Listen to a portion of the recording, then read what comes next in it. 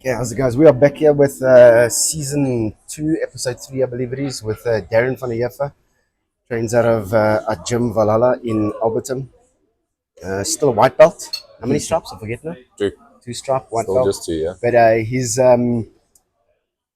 he's getting better. It's close to blue belt now. Let me just fix this camera. Yeah, I don't know, eh? Raw and uncut. There we go. You really think?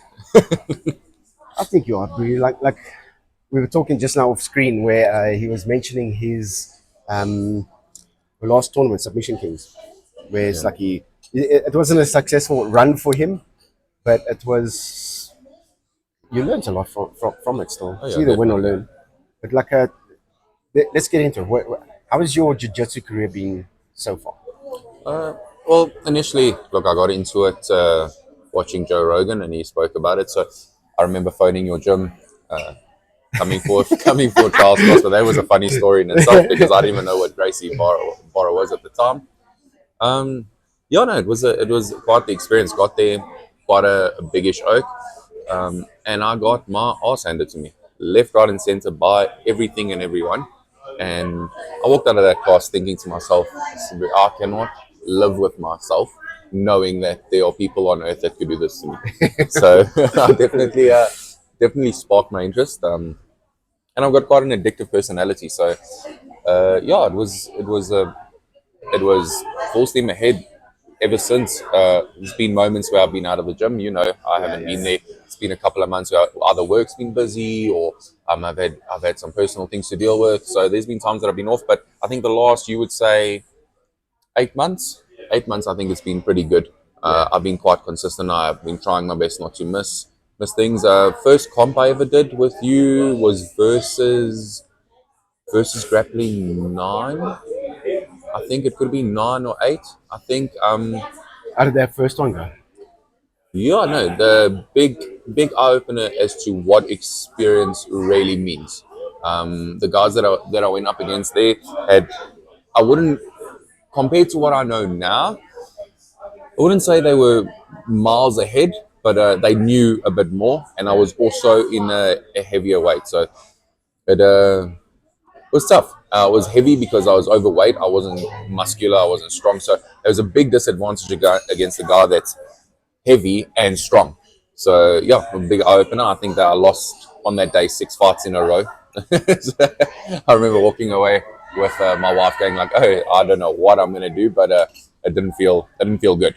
And you know, I mean, subsequently after that, I was off for a couple of months, fighting internal battles on, you know, is this really what I want to be doing? Am I good enough?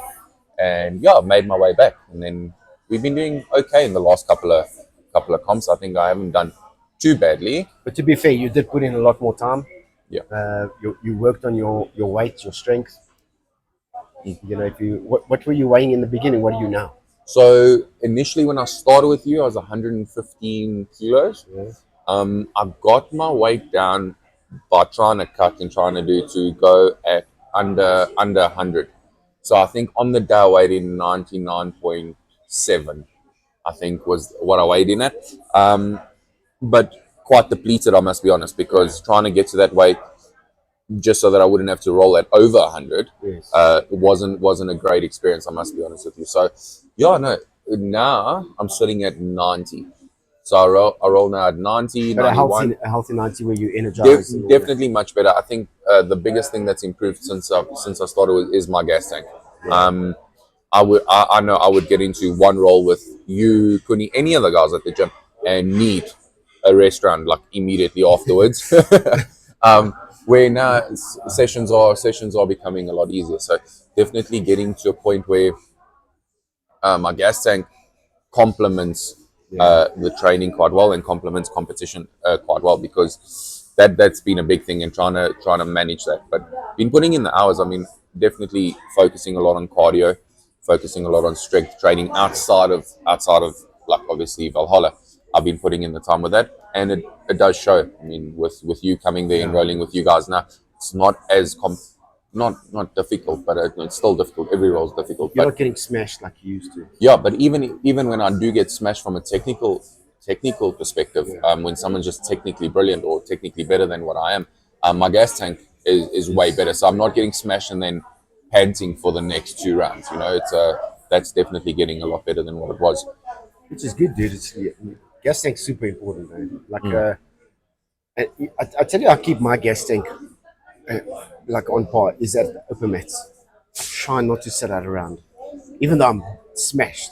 I'm breathing hard and everything. I just take 15 seconds in between rounds, and I try to stay on, and I try to push through every single round. That's where you'll see some of the youngsters, they go and sit out and they take they 3 rest rounds, 1 roll round. Exactly. Yeah. And that tells you a lot about their game. But I think with you being in a lighter division, you will have a lot more success over there.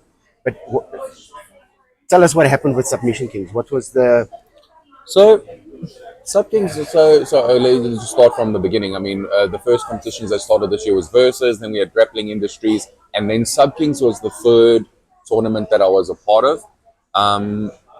My first Submission Kings ever. Yeah. And you know, talking to everyone about, listen, I'm going to do Sub Kings, and the event got hyped up really quite a bit. And I mean, to its credit, it is a big event. Yeah. You know, you can't take it away from it. The promoters are great.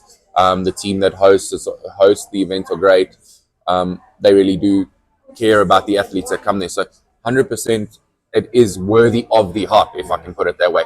But walking in there, I saw a bunch of faces which I'd seen on YouTube and in previous comps that were dominating and doing well. And I saw a bunch of faces walking around, and I just, for lack of a better term, and I said this to you on the day, you know, there's no excuses walking away from here. I didn't perform, that is it.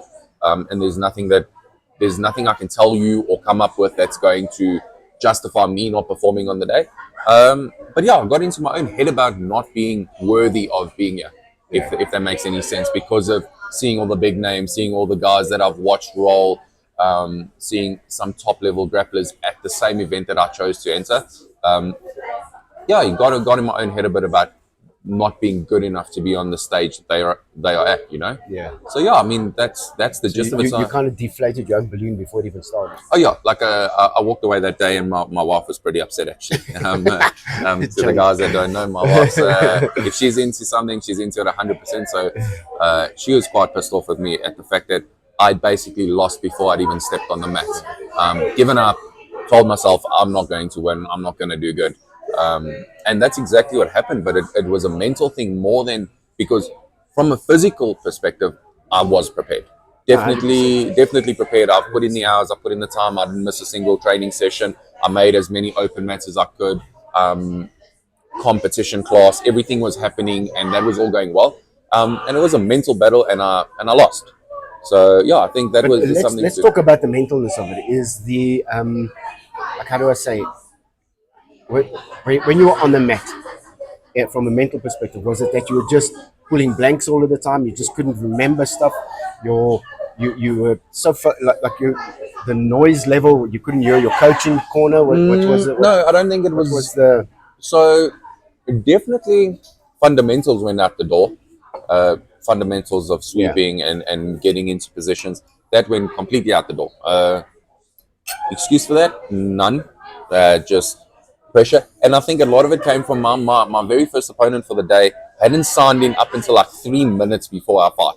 I was checking the smooth climb and I was like, oh, I'm going to get a walkover. Cool, he's not going to show. And then I watched this dude walk in and he is as casual as anything. And I'm like, oh, dude, he's going to maul me. And I got, like, that's exactly what happened. On the mats, it wasn't that I was blanking. I came from a space of, you are not good enough. Yeah. So when my opponent got a dominant position, I just let him have it, you know. Acceptance. Exactly, I accepted it. Yeah. He put me on my ass, got a dominant position. I think he got into my guard and then stepped into side control. He got around it. And instead of fighting, on the mat in the moment, I was like, well, dude, I am not moving this way. You know, I got in my head about it, and fundamentals on, doesn't matter how big the oak really is, if I kept trying the fundamentals and moving and chaining things together, like we train every single week, you know, there was definitely a chance that I would get out of it and get into a dominant position and maybe succeed. But yeah, in the moment I was like, oh no, well, he got you, I ain't doing shit. And that's exactly what happened. I just accepted the fact that I thought that my opponent's better than me. And no matter what I do, I'm not going to win, so I'm not going to try. Look, I can say from a coaching point of view, your opponents weren't better than you. Um, it was just a bad day. Yeah. It's just a bad. It's not a bad career. It's not a bad life, as they say. It's just a bad day, and you'll learn a lot from that. Like now going into the next Sub Kings, it's a good competition. Love Al, love Justin, but it is just another comp, and you need to look at it like that. You can't hype it up so much that you like I said earlier, deflate your own balloon. It's not necessary, And you've got the skill levels. I mean, you put in the time. You're putting in times with Kunina going to Creonte as well. So it's good, I don't see you being less than any of those guys that you grappled against. It was just a bad day. But bad days are lessons, eh? It's hard lessons. But it's also just veer out into other things. You're also very busy with a very successful security firm, FDSS. You're also a crusader with the motorcycle club. Tell us a bit about your business. How's your business doing? Good? My business is doing well. I mean, we started. I mean, I've told you the story on multiple occasions. Started out of our bedroom, me and my wife, young kids, knew nothing, with a dream, and that's what it was. I've always been of the. We good. Thank you. I've always been of the opinion that if I'm going to put in effort and I'm going to work hard, I'm going to do it for myself. I'm not going to work and make someone else rich. And I started working. I finished matric exams a week off, and I started working as a waiter a week straight after. And it's been my life ever since. I've had times where I've been off and not putting in 100% effort like you do in life. Yeah. But yeah, the company is doing well, man. We've evolved since it was a security company. We started as an installations company. We got accredited, did everything we needed to do from that perspective, and opportunities opened up for us within the security space to provide more than just installation services or maintenance services, and we've grown ever since then. Where we are now is quite an interesting space. We're more of a multifaceted business that take care of how can I say, take care of landlords that have more than one building, generally, that need a lot of management needs. So what we try and do is we try and bring all of your needs under one roof. You need a garden service, we do that. You need cleaning, we do that. You need concierge service, we do that. You need security, we take care of all of those needs. So instead of having to jump between 3 or 4 different people to have your property or your space looked after, we've pulled it all in-house, and we've done it that way, and we've had nothing but success from it. We've had clients that trust us more because no matter what your problem is, we can sort it out. Yeah, we got different divisions, we got different managers, we got different people looking after different things, but at the end of the day, it's under one roof. And I've had a philosophy from day one. Before you're a client of FDSS's, you're a client of mine. And my clients know that. They can phone me at any time. 1 o'clock in the morning, 2 o'clock in the morning. During Jets class. During Jets. Sucks a little bit, but I will never not take your call. And if I do miss your call, you can guarantee within the next 15 minutes to half an hour, I am phoning you back and figuring out how I can help you. So that's been part of my success in the sense of, I've got a call center, I've got a control room, I've got admin staff and accounting staff, but you never have to jump through 100 hoops to get to where you need to be. You bring your problem to me, and I make sure that you have answers by the end of the day.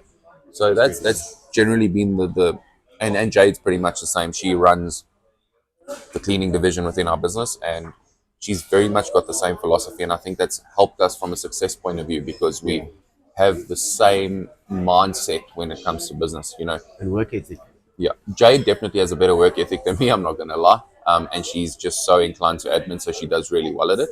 But yeah, I mean, it's been a dream that we've both shared for a very long time. And from just to put in perspective, from starting in our bedrooms with one laptop to share, not enough fuel to get to a place to go and quote, to where we are today, it's been a journey and a half, and I mean, I'm ever grateful for it. Yeah. Jade, I mean, where I can give her credit, she's never stepped away from me and said, you can't do this. She has supported every single decision, no matter what the decision was. As crazy as it seemed, I had a thriving personal trainer career, and I stepped away from it all with zero income to pursue this business. And she supported every second of it. And she's never doubted us. She's never stepped away from it. So I mean, I think That's brilliant. having a good partner in your life yeah, is key to success. You know. Well, listen, I've known you guys for a bit now, and I can tell Jade, you're like the two of you just complement each other really well. You can see the way you speak to each other, your little family unit, the way you open your home to us. You guys have got a very special thing going. You know, he's great life partner, great business partner. What else do you want? Great mother. You know, what else do you want? Great wife. I think you scored, bro. Look, I've been blessed with a lot in life, but no blessing has been as good as my wife. No, 100%. I'm just going to take this microphone out of here quick. So yeah, definitely. I think that's if you truly want to see successful in life, look at your partner. Look at your partner. Look who you choose to share your life with. And if that person isn't, and I saw it funny enough, I saw it on a podcast myself. I mean, say if your partner's not your biggest cheerleader, you make something's wrong, you know. Yeah, and 100%. Jade is 100% my biggest cheerleader. Oh yes, definitely. We can see it when we go to tournaments, Jade. You can see she's all over the place. And yeah, I mean, I try my very best to be the same for her, you know, in whatever she's pursuing in life or whatever her interest may be. I try and be her biggest cheerleader, you know. I think that complements your life quite well if you choose to share it with someone like that. Yes, of course. And then so FDS also sponsored us our Masters Grappling. We unfortunately had to pull the first event because we didn't have enough entries, which is for the over 30-year-olds. But what we will do is we're going to set up super fights between some of the guys, and we'll start off with the lower belts and then move up to the higher belts. So we'll still get those medals in use, get FDSS out there and everything. Thanks for sponsoring that. Appreciate it. And then the other thing was your biking. You're very much into your bikes, and you're part of the Crusaders. And how long have you been part of Crusaders now? This year October will be 3 years. Sure. This year October will be 3 years. Road captain. Yeah, so I'm the road captain of my current charter. Yeah, it's something. To be part of something like that. Definitely, I think a lot of men have life quite tough because they live. And Joe Rogan, I think it was Joe Rogan said it best. Yeah. You know, they live these quiet lives of desperation, and it's very true. I mean, if you look at what I'm involved in currently, jiu-jitsu, biking, security. Are you busy? I'm involved in quite a bit of things, but it's always come from a place of wanting to belong. Yes. And I think that's the best way I can put it. And I've always been when I was growing up, I was an overweight kid, and I was never a popular kid, and I was never invited anywhere or had great friends. You know, it was always trying to fit in. So everything that I'm doing currently from a outside of work perspective is trying to belong. Yeah. And with the Crusaders, that just clicked for me. It was a bunch of guys, and look, I'm not going to get into the nitty gritty of what people think it is, but the gist of it is a bunch of guys that share the same passion. You know, we like riding bikes, we like catching up. We family men. We do things with our families. Our families are very much involved in what we do. But it came from a passion of feeling like I wanted a brotherhood. Yeah. And that's really what it is. It's been a journey. I've made incredible friends along the way.